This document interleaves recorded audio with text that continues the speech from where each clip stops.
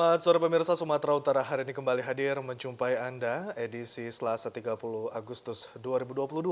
Bersama saya Hafiz Eko Diantoro. Dan saya Ziva Zahrianis. Seperti biasa pemirsa, sejumlah informasi terkini seputar Sumatera Utara telah dirangkum tim redaksi kami untuk Anda. Dan berikut kita awali informasi selengkapnya.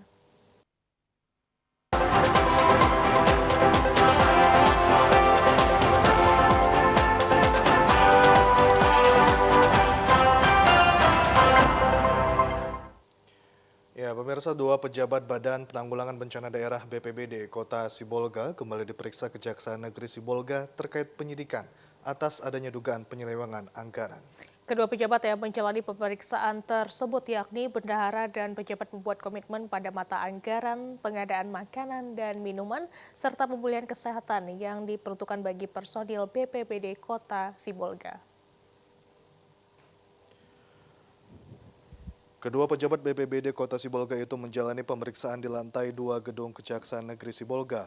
Kepala Seksi Pidana Khusus Kejaksaan Negeri Sibolga, Togab Silalahi menjelaskan, pemeriksaan tersebut merupakan lanjutan dari penggeledahan yang dilakukan Kejaksaan Negeri Sibolga di kantor BPBD Kota Sibolga beberapa waktu lalu. Pada pemeriksaan kedua pejabat BPBD Kota Sibolga itu, penyidik Kejari Sibolga masih terus mendalami pelaksanaan kegiatan anggaran pada tahun 2017 hingga 2020 yang bernilai 2, miliar rupiah. Dan diduga adanya temuan pelanggarannya. Kejaksaan Negeri Sibolga memulai penyelidikan kasus dugaan penyelewengan anggaran di BPBD Kota Sibolga tersebut dimulai dari bulan Juni dan saat ini telah memeriksa 20 orang. Seperti hari ini kan sudah dilakukan pemanggilan terhadap pihak-pihak terkait, gitu loh. Untuk hari ini berapa orang? Ada dua kita panggil. Yang terkait ya pihak-pihak bendahara, PPTK, TL yang menerima makanan apa semua, terus penyedia makanan, itu dia, ya termasuk kepalanya. Pemeriksaan ini mulai dari bulan 6, bulan 7 bisa sudah menaikkan perkara ini dari penyelidikan ke penyidikan. Bulan 7, tanggal 19 Juli, perkara ini sudah dinaikkan statusnya dari penyelidikan ke penyidikan. Makanya bulan Agustus kemarin kita melakukan penggeledahan. Kita ke informasi lainnya, pemirsa. Petugas Ditpol Airut Polda Sumut menangkap sejumlah penyelundup bangkas binatang yang dilindungi sebanyak 180 ekor asal Bagan Deli, Kecamatan Medan Belawan, Kota Medan, Kamis malam lalu. Ya, guna pengusutan tersangka IB alias I, warga Jalan Ujung Tanjung Lingkungan 5, Kelurahan Bagandeli, Kecamatan Medan Belawan, bersama barang bukti belangkas yang dinaikkan ke atas kereta dorong dibawa ke Mako Pol Airut Poldasu di Belawan.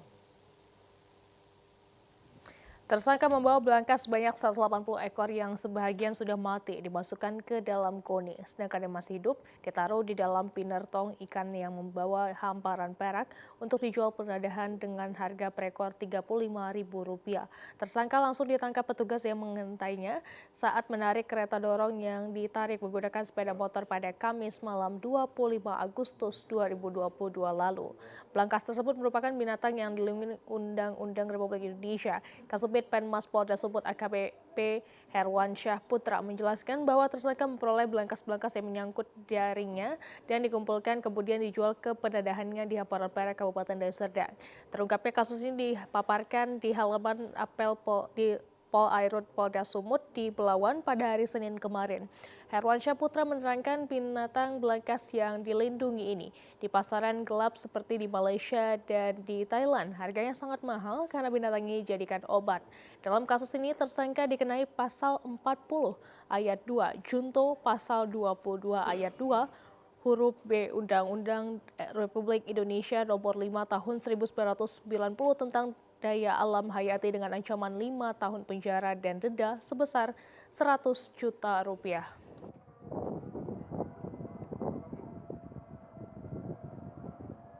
Dengan undang-undang, ya dari masyarakat menginformasikan bahwa ada ditemukan masyarakat mau berangkas, dan alhamdulillah dari Ditpol Air Polda Sumatera Utara, Subdit Gakum langsung datang ke lokasi dan dapat mengamankan daripada yang dilakukan masyarakat bahwa membawa berangkas tanpa izin. Kita ada menangkap mengamankan 180 ekor berangkas ini. Modus pelaku, Pak?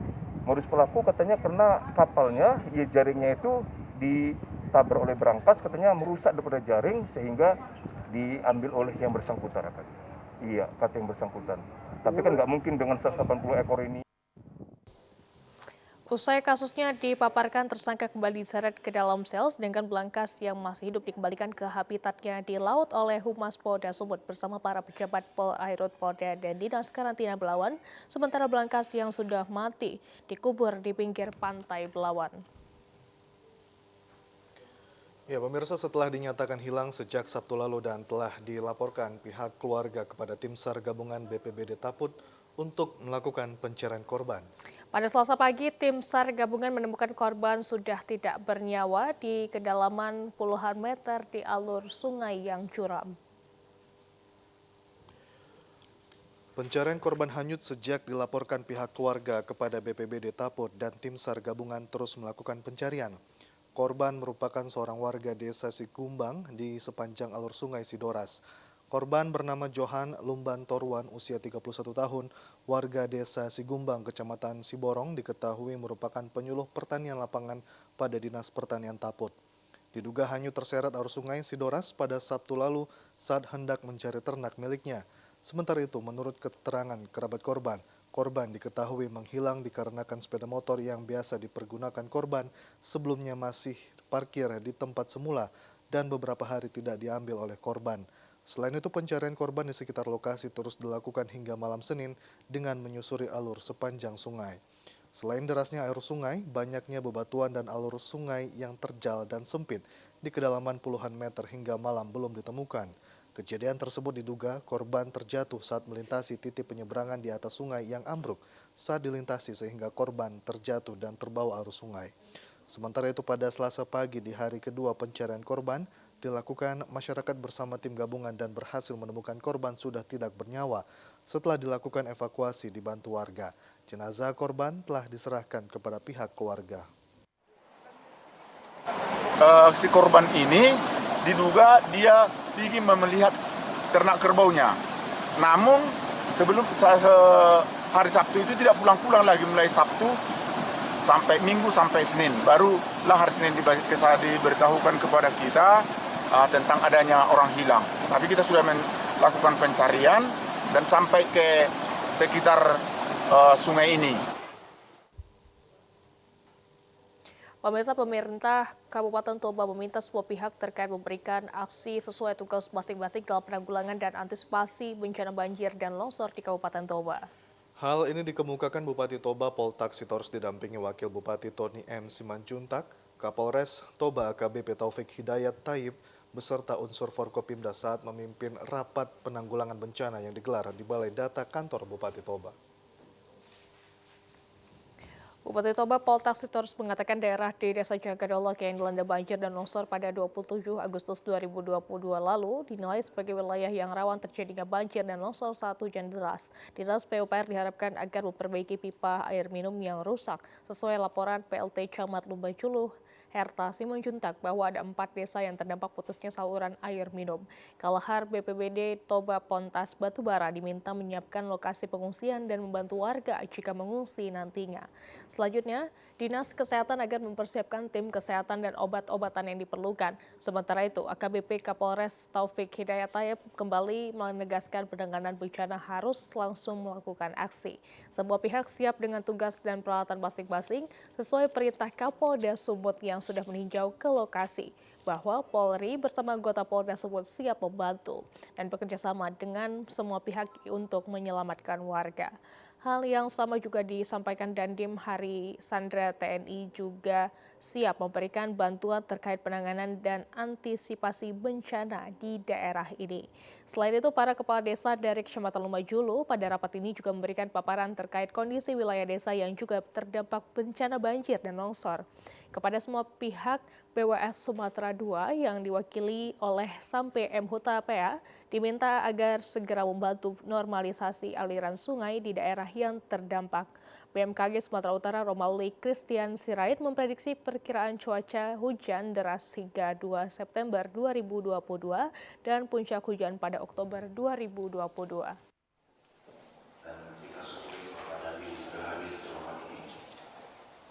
Di bulan berapa sampai berapa? Nanti kekeringan itu terjadi di bulan berapa sampai berapa? Sepanjang yang dulu sampai ke Sibarua, juga kepada kepala dinas yang di mungkin ini untuk penyelesaian masalah mungkin kita dari dulu agar tidak bisa menimbulkan ini akan bermuara ini ke jembatan. Ya, pemirsa, tim Basarnas gabungan berhasil menemukan korban hilang di Sungai Sowu, Desa Hilimbosi, Nias Utara. Setelah dievakuasi, jasad korban diserahkan kepada pihak keluarga dan operasi SAR telah diusulkan untuk ditutup. Seorang wanita warga desa Hilimbosi, Kecamatan Sitolo Ori, Nias Utara yang hilang selama 3 hari saat hendak pergi buang air di Sungai Sowu di belakang rumahnya akhirnya ditemukan meninggal dunia. Terseret arus sungai hingga 8 km dari lokasi kejadian. Setelah pencarian korban diperluas hingga muara dan kawasan pantai Gunung Sitoli Utara, korban diduga terseret arus sungai yang cukup deras. Selama hari ketiga, pencarian korban tim SAR gabungan dibantu warga setempat akhirnya menemukan mayat korban mengapung di sekitar 8 km dari lokasi kejadian korban dinyatakan hilang. Korban ditemukan pertama sekali oleh warga yang curiga adanya benda serupa manusia mengapung di atas aliran Sungai Sowu. Warga memastikan jika itu mayat manusia lalu meminta tim SAR untuk melakukan evakuasi. Akhirnya tim SAR mendapatkan tubuh korban tidak bernyawa. Hari ini tim SAR gabungan, baik dari TNI Polri, BPBD, dan masyarakat yang antusias ikut mencari. Hari ini dinyatakan korban berhasil ditemukan dalam keadaan meninggal dunia. Dari titik duga berapa jaraknya? Baik dari titik LKM atau titik kejadian, kita telah menemukan kurang lebih 8 km jauhnya ke arah muara. Setelah itu keluarga yang menerima kepulangan jasad korban ini disambut dengan isak tangis 3 orang anaknya yang masih balita. Menurut pihak keluarga, jenazah akan dikebumikan setelah ibadah pemakaman secara Kristen. Setelah penemuan korban, operasi SAR resmi ditutup dan seluruh personil kembali kepada satuan masing-masing. Kita ke Kabupaten Labuhan Batu Utara. Pemirsa, akses jalan menuju Sekolah Dasar Negeri 1122886 Desa Mambang Muda, Kecamatan Kuala Hulu, Kabupaten Labuhan Batu Utara, ditutup oleh perusahaan perkebunan PTPN 3 Mambang Muda. Kondisi ini menyebabkan sejumlah siswa terpaksa memanjat tanggul untuk pergi dan pulang sekolah.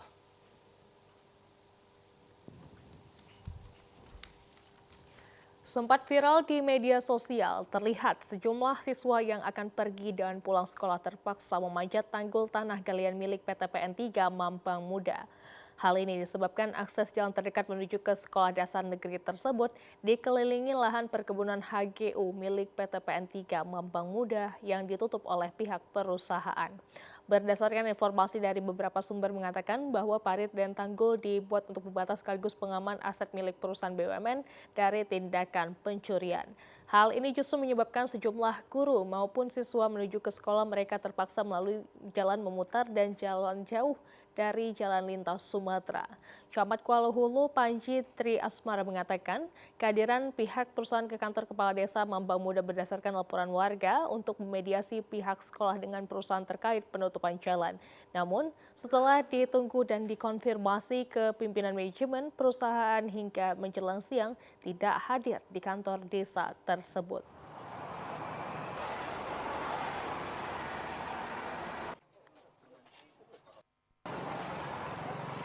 Nah, jadi miris kita melihatnya karena anak SD itu terpaksa dia memanjat timbunan tanah yang ditutup oleh perusahaan.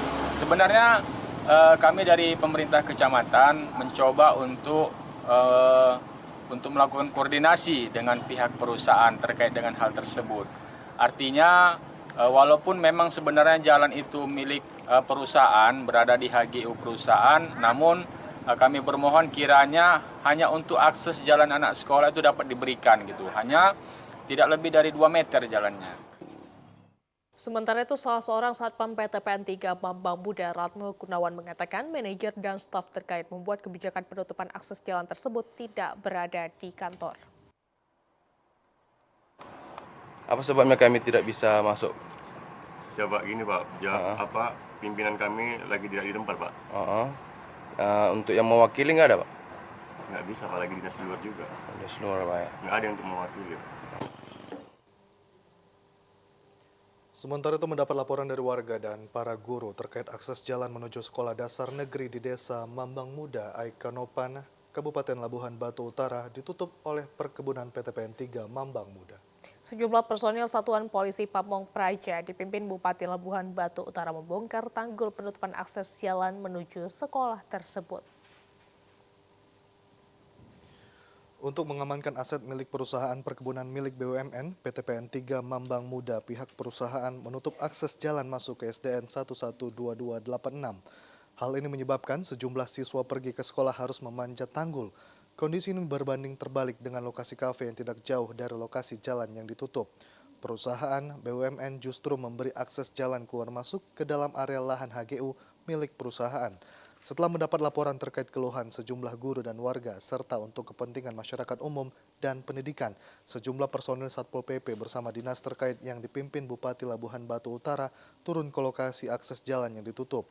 Namun saat dikonfirmasi pejabat PTPN 3 Mambang Muda tidak ada tanggapan hingga siang ini.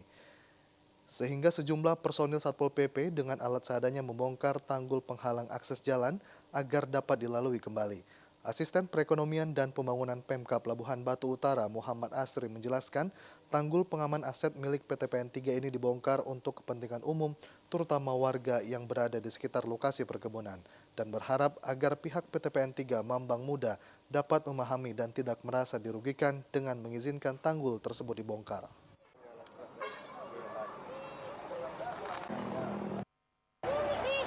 Harapan kami pihak PTPN 3 khususnya PTPN 3 Mambang Muda ini ya untuk bisa tetap bekerja sama dengan semua elemen masyarakat khususnya di daerah sekitar ini, termasuk juga tidak merasa diberatkan dengan usulan masyarakat meminta bahwa jalan yang selama ini dipergunakan untuk masyarakat baik guru-guru, anak-anak sekolah yang melintasi jalan untuk menuju SD Mambang Muda ini bisa dimanfaatkan kembali.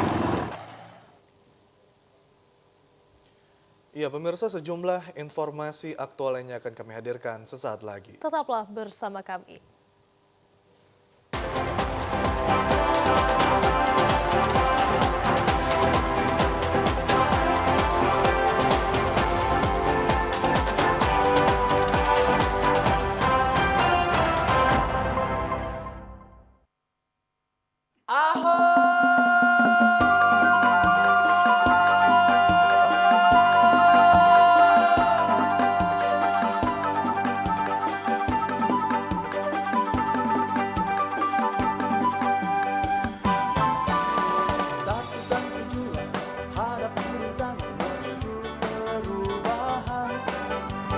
ASN berakhlak, kegerengan hati untuk Sumatera Utara. Satukan langkah, kita melangkah, Polres menjual tua. Ahoy! TVRI Sumatera Utara, media pemersatu bangsa.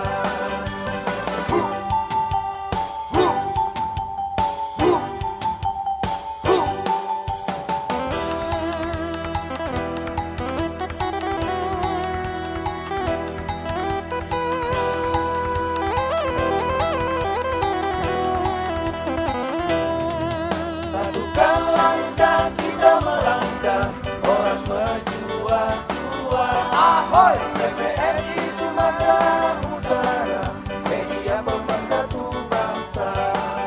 TVRI, media pemersatu bangsa. Reformasi birokrasi. TVRI Sumatera Utara, 2. Satukan tujuan, hadapi rintangan menuju perubahan. ASN berakhlak, kegerengan hati untuk Sumatera Utara. Satukan langkah, kita melangkah, Polres menjual tua. Ahoy! TVRI Sumatera Utara, media pemersatu bangsa.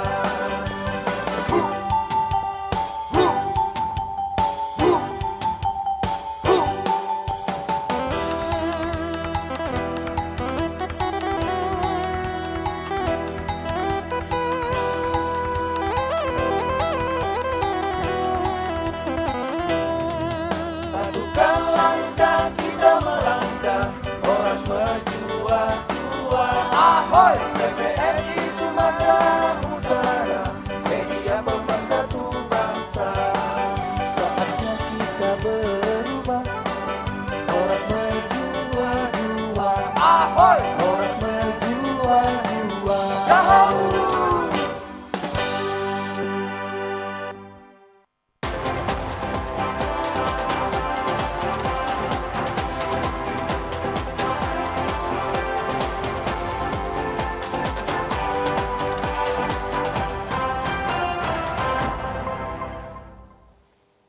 Terima kasih Anda masih bersama dengan kami dalam program Sumatera Utara hari ini. Pemirsa, merajut kebinekaan yang selalu dilakukan berbagai pihak di Sumatera Utara bertujuan untuk menggali dan melestarikan kearifan lokal.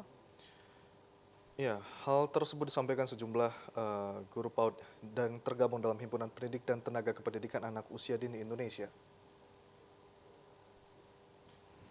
Dalam rangka merajut kebinekaan di Sumatera Utara, Forum Pembaruan Kebangsaan melakukan rapat koordinasi daerah yang diikuti oleh perwakilan sejumlah Kabupaten Toba.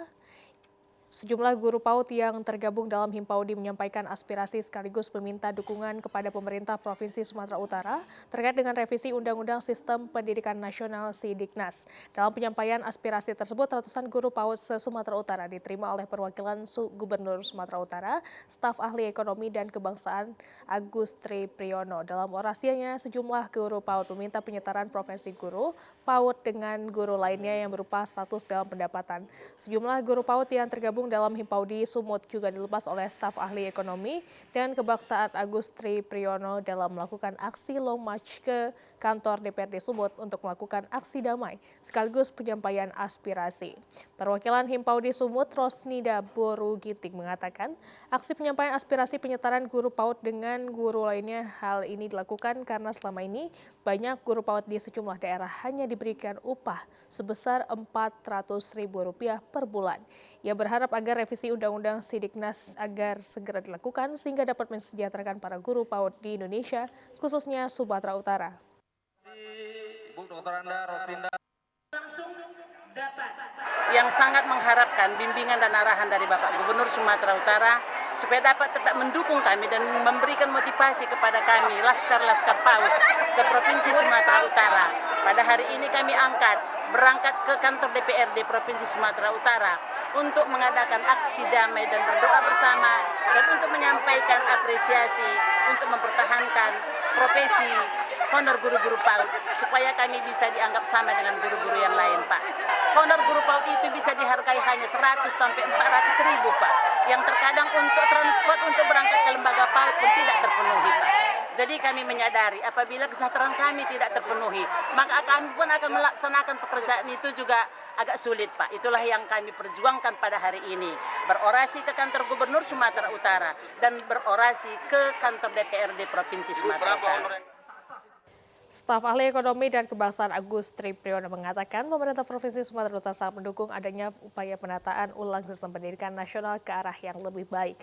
Salah satunya melalui pembentukan Sidiknas agar seluruh guru PAUD yang ada di Indonesia maupun Sumatera Utara dapat lebih sejahtera di masa yang akan datang. Tidak dapat diterima seluruh Indonesia akan berkumpul. Tenaga pendidik khususnya untuk tenaga pendidik yang mendidik anak-anak kita nih, khususnya usia dini. Karena ini menurut saya ini adalah hal yang penting. Tadi saya sudah sampaikan pengalaman di negara lain yang lebih maju, ya, bahwa pendidikan PAUD ini menjadi prioritas utama. Bagaimana kita bayangkan kalau guru-guru PAUD ini semua berhenti mengajar? Pasti orang-orang tua tidak bisa bekerja seperti biasanya. Ya, bagaimana dia menitipkan anaknya kepada tenaga pendidik supaya anaknya bisa bersekolah, menimba ilmu, memperoleh pelajaran. Ya, kalau ini tidak bisa dilakukan, ya ini tentu menjadi kerugian bagi negara. Makanya tadi saya berharap, ya, ini mudah-mudahan ini serentak dilakukan seluruh Indonesia, ini dapat didengar oleh wakil-wakil kita yang ada di DPR, sehingga rancangan Undang-Undang Sidiknas yang baru nanti yang akan dibahas, ini bisa lebih mensejahterakanlah tenaga pendidik dan guru-guru PAUD yang ada di Indonesia dan khususnya di Provinsi Sumatera Utara. Ya, pemirsa, pimpinan PT Gadiga Mandiri Islami melepas puluhan jemaah umroh perdana tahun 2022 menuju Tanah Suci. Sekitar 83 jemaah diberangkatkan langsung dari Bandara Kuala Namu menuju Tanah Suci siang tadi.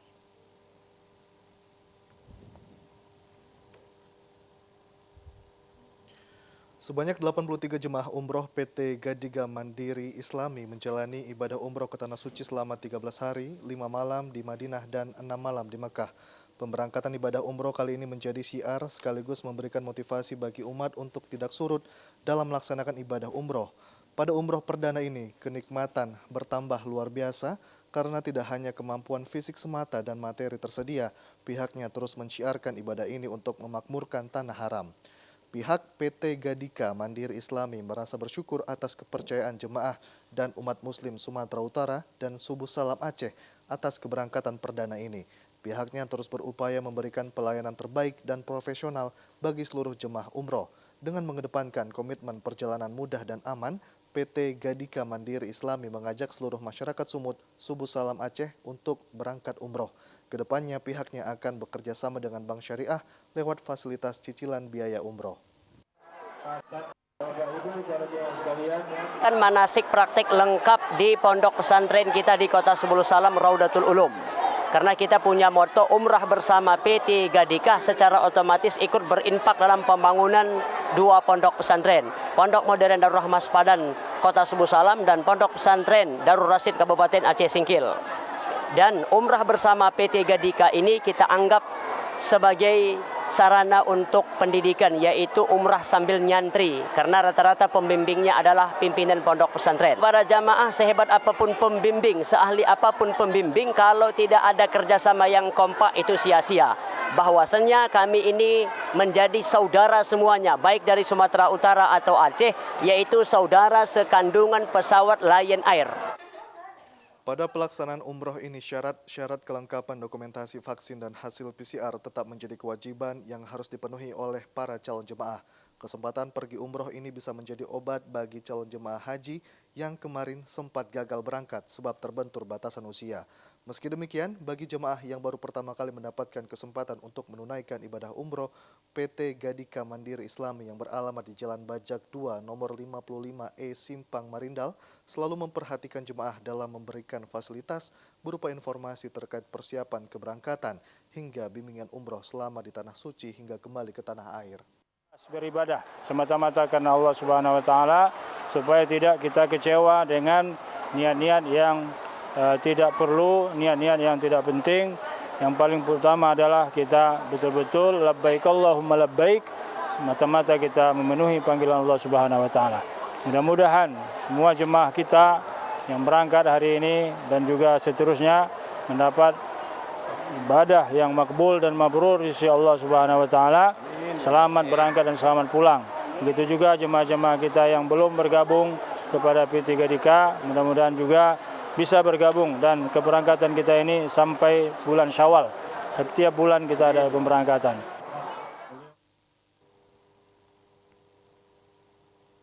Sementara itu, pemirsa, menunaikan ibadah umroh adalah impian semua umat muslim di seluruh penjuru dunia.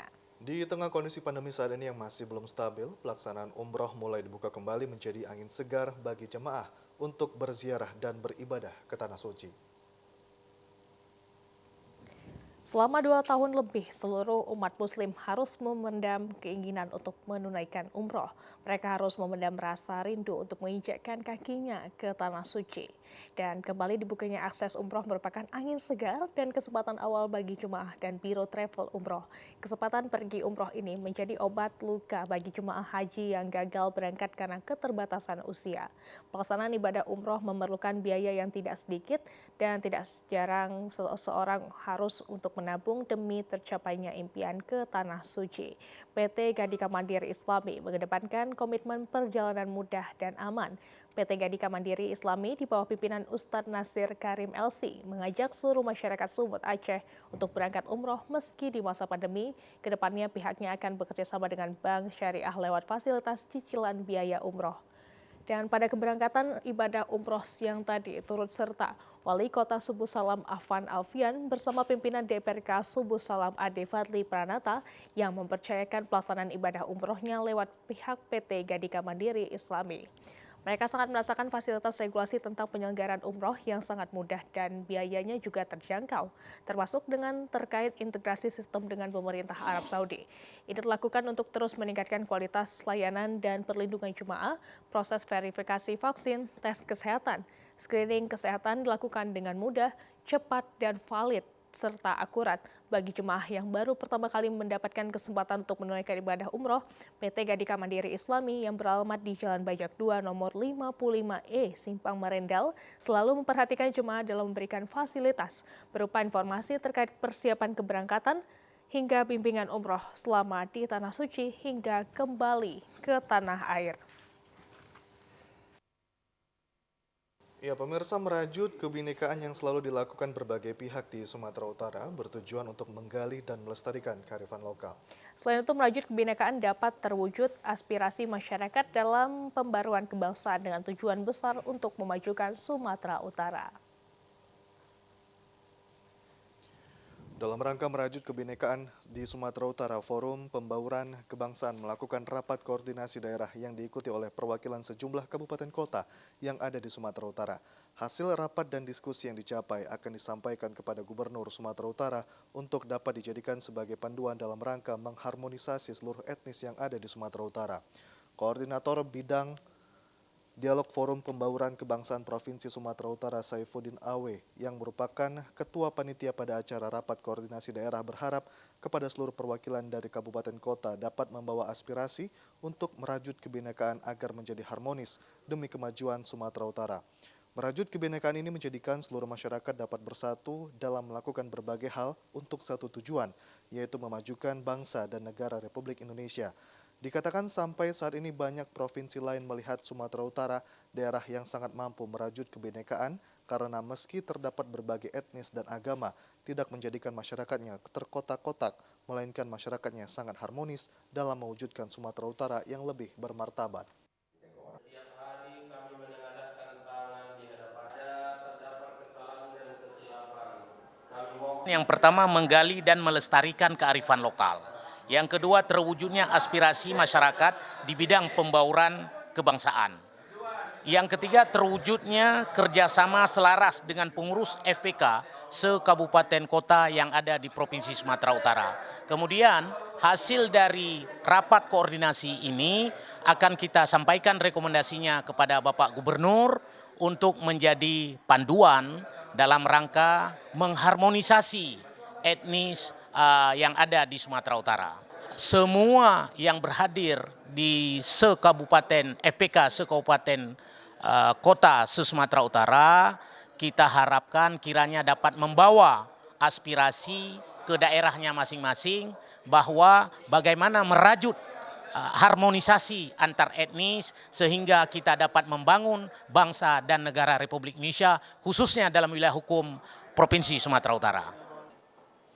Ahli Gubernur Sumatera Utara bidang pembangunan ekonomi aset dan sumber daya manusia Agus Tripriona mengapresiasi merajut kebangsaan yang dilakukan Forum Pembaruan Kebangsaan. Ia berharap agar yang didiskusikan dapat disosialisasikan kepada seluruh masyarakat untuk ikut bertanggung jawab dalam menjaga keharmonisan sebagai anak bangsa meski berbeda suku, agama, dan ras. Innalillahi wa inna ilaihi rojiun. Telah meninggal dunia Sekretaris Umum KONI Sumatera Utara Khairul Asmi Hutasuhud malam tadi sekitar pukul 2 waktu Indonesia Barat di Rumah Sakit Madani Medan. Sebelum meninggal dunia, malam tadi almarhum masih kelihatan bugar melakukan tugas seperti biasa di kantor KONI Jalan William Iskandar Medan Estate.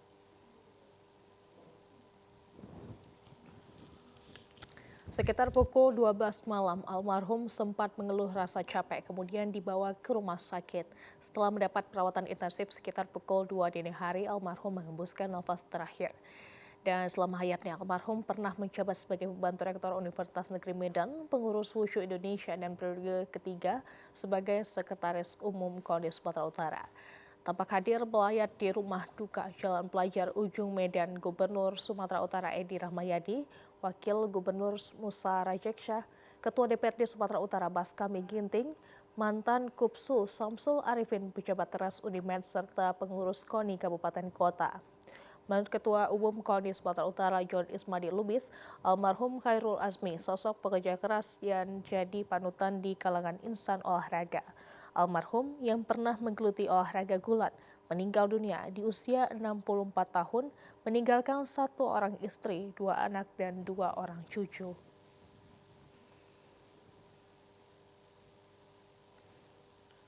Ya, pemirsa, sejumlah informasi menarik lainnya akan kami hadirkan sesaat lagi. Tetaplah bersama kami.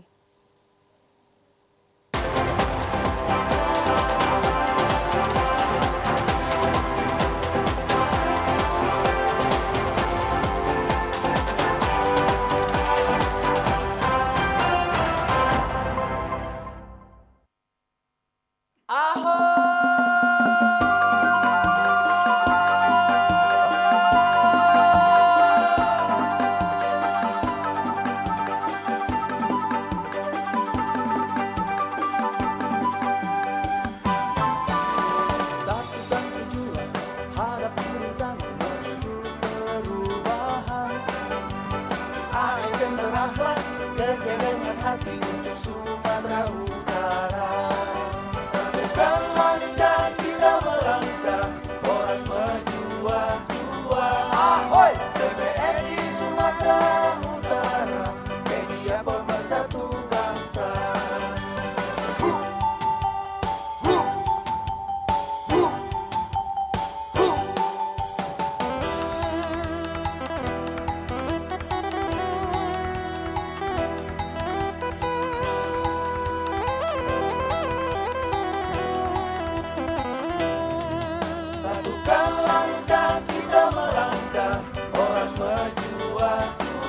Ahoy! TVRI Sumatera Utara, media pemersatu bangsa. TVRI, media pemersatu bangsa. Reformasi birokrasi. TVRI Sumatera Utara, 2. Satukan tujuan, hadapi rintangan menuju perubahan. ASN berakhlak, kegelengan hati untuk Sumatera Utara. Satukan langkah kita melangkah, Polres berjuang. Ahoy! TVRI Sumatera Utara, media pemersatu bangsa.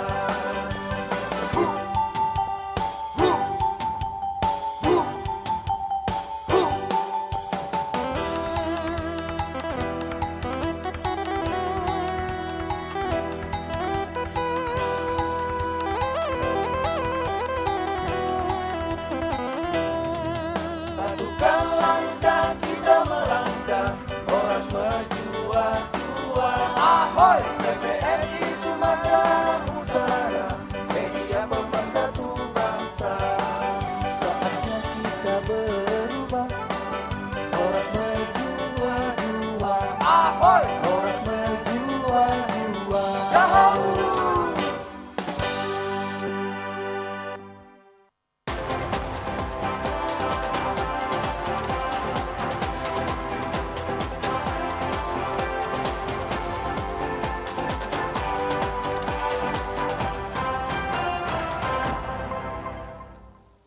Ya, pemirsa, harga telur yang semula sempat naik di pasar tradisional di Gunung Sitoli dan Kepulauan Nias saat ini berangsur turun. Sementara pasokan telur di pasar terpantau masih mampu memenuhi kebutuhan warga hingga beberapa hari ke depan. Naiknya harga telur di pasar tradisional Gunung Sitoli sempat mencapai hingga Rp56.000 per papan atau sekitar Rp500.000. Naiknya harga telur terjadi selama seminggu dan berdampak terhadap dagangan para pedagang yang tidak habis terjual. Sedangkan pasokan telur masih tersedia bahkan mampu mensuplai kebutuhan atau permintaan konsumen hingga beberapa hari ke depan. Para pedagang tidak akan menaikkan harga meskipun masih merupakan pasokan lama yang belum habis terjual sejak sepekan lalu. Saat ini harga telur berangsur normal dari harga semula Rp46.000 per papan. sehingga permintaan dari konsumen meningkat termasuk distribusi hingga ke pelosok atau tingkat warung pengecer. Sebenarnya ada, kemarin sudah sempat naik 2 minggu yang lalu, ada kenaikan sedikit. Tapi per hari ini tanggal 29 ya, 30 ya, turun hari ini. Kemarin tanggal 2 minggu yang lalu harga 500 watt itu. Sekarang sudah turun 490. Per papannya 51 papan. Sebelumnya 52. Sementara pemirsa, sejak beberapa bulan terakhir harga kebutuhan pokok di pasar tradisional Penyambungan mengalami kenaikan. Naiknya harga kebutuhan pokok yang signifikan terjadi pada cabai merah di kisaran Rp100.000 per kilogram. Harga kebutuhan pokok di pasar tradisional Pasar Baitru Penyambungan Kabupaten Mandailing Natal saat ini belum stabil untuk sejumlah jenis kebutuhan pokok. Kenaikan harga yang signifikan terjadi pada cabai merah yang mencapai Rp100.000 per kilogram dan cabai hijau di kisaran Rp40.000 per kilogram. Sementara bawang merah dan bawang putih juga naik sebesar Rp2.000 hingga Rp5.000 per kilogramnya.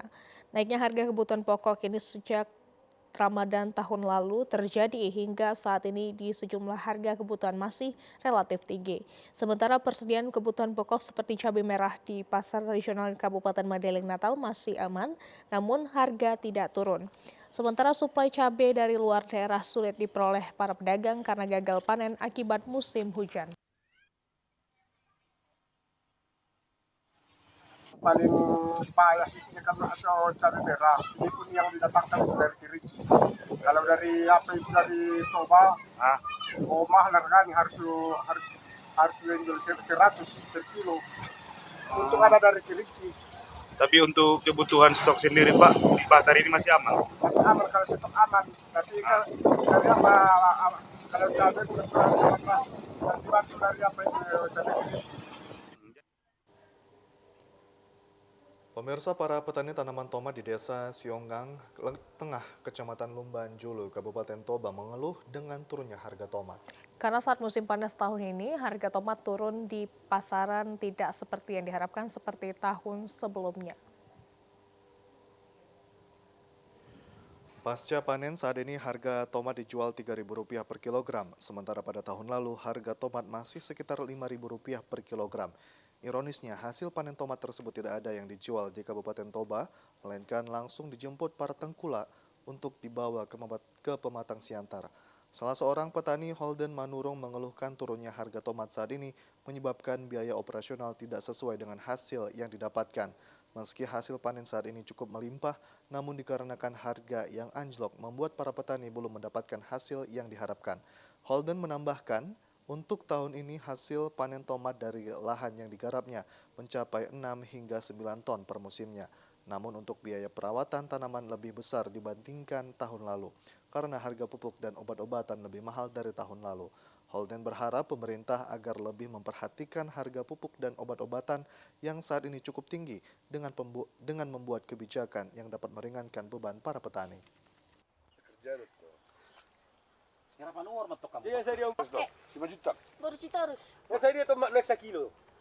Hasil untuk tomat sekarang ya lumayan lah, tapi di harga kita kebetulan berkurang karena harga tomat sekarang lagi turun. Kalau memang hasil dari ladang agak lumayan. Kalau ketoke kita menjual harga 3.000. Langsung ketoke. Itu bukan harga eceran ya Pak ya, itu ketoke. Khusus tomat. Kalau khusus tomat ini kurang lebih 5 rantai. 5 rantai Pak ya. Pemirsa, masyarakat Belawan dihebohkan dengan kebakaran di komplek PJKA Belawan dengan asap berwarna hitam dan memburung ke udara. Kehebohan masyarakat tersebut sirna karena yang terbakar adalah ban bekas yang ditumpuk dan dibakar oleh BPBD Kota Medan saat melakukan latihan pemadaman api. Badan Penanggulangan Bencana Daerah BPBD Kota Medan saat membakar ban bekas tersebut sebelumnya tanpa memberitahu warga sekitar karena dilakukan secara mendadak. Kepala BPBD Kota Medan Omri menjelaskan, aksi pembakaran ini sengaja tidak diberitahukan pada warga karena sifatnya mendadak dan harus cepat. Jika terjadi kebakaran baik kecil maupun besar, pihaknya harus cepat menuju TKP dan para petugas sigap segera memadamkan api. Petugas BPBD Belawan siap siaga selama 24 jam di kantor Camat Belawan untuk menerima informasi dari masyarakat, baik yang rumahnya terbakar maupun mengetahui adanya kejadian kebakaran. Kegiatan ini merupakan latihan pemadaman kebakaran jika terjadi sewaktu-waktu. Latihan pemadam kebakaran ini menjadi tontonan warga sekitar saat melintas di Jalan Yosudarso, tepatnya di depan Terminal Bandar Tili, Pelabuhan Belawan.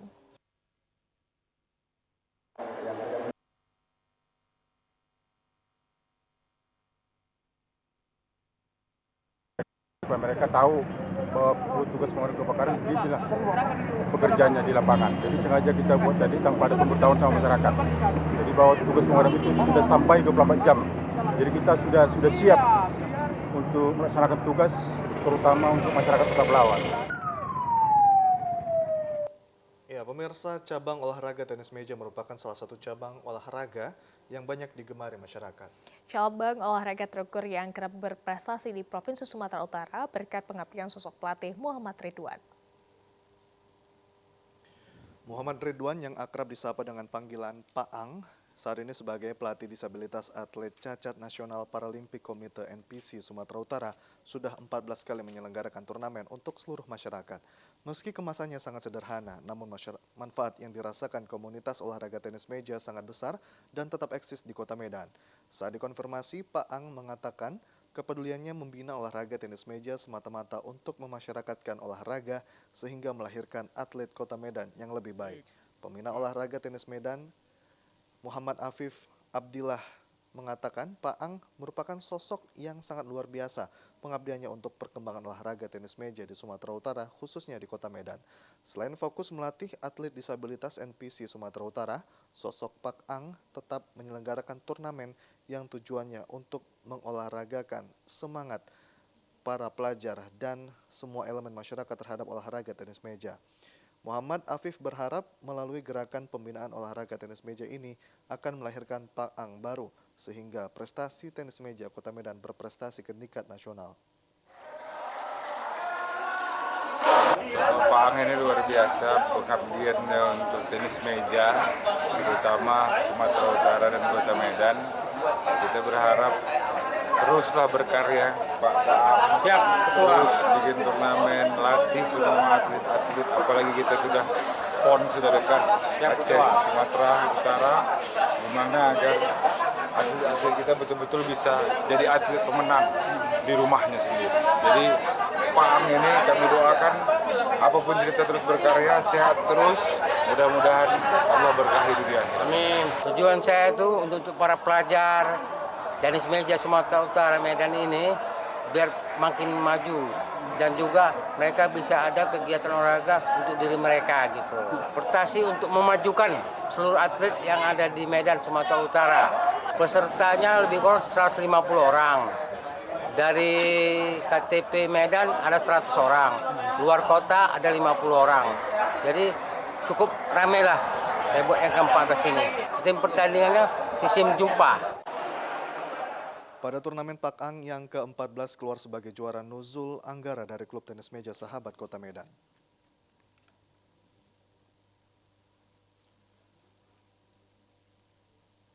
Pemirsa, informasi tadi sekaligus menutup perjumpaan kita pada sore hari ini. Saya Hafiz Eko Diantoro. Dan saya